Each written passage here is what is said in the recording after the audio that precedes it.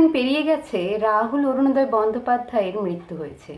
প্রিয়াঙ্কা নিজেই সোশ্যাল মিডিয়ায় শেয়ার করেছিলেন যে তাদেরকে এই সময়টা কিছুটা একা ছাড়ার জন্য, কারণ এই সময়টা সত্যিই খুব কঠিন। কিন্তু সম্প্রতি দেখা যাচ্ছে যে প্রিয়াঙ্কা সরকার, অর্থাৎ রাহুল অরুণোদয় বন্দ্যোপাধ্যায়ের স্ত্রী, তিনি কিন্তু আবারও নতুনভাবে কাজে যোগদান করেছেন।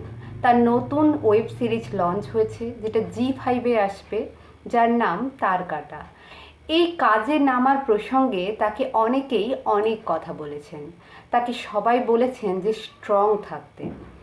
আবার অনেকে বলেছেন যে তার এই যে ভিডিওটা দেখা যাচ্ছে এখানে, তার যে ফেস, সে যতই মেকআপ করুক না কেন, তার ফেসে কিন্তু কষ্টটা, বেদনাটা পুরোপুরি প্রকাশ পাচ্ছে।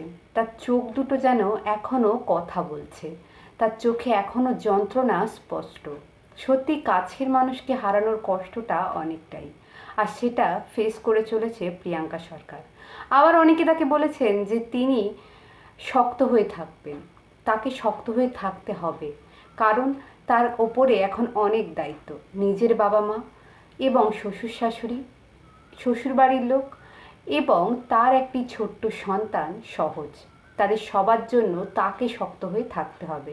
এবং মানুষকে তো কাজ করতেই হবে, বেঁচে থাকতে হলে নিজের কাজটা তো করতেই হবে।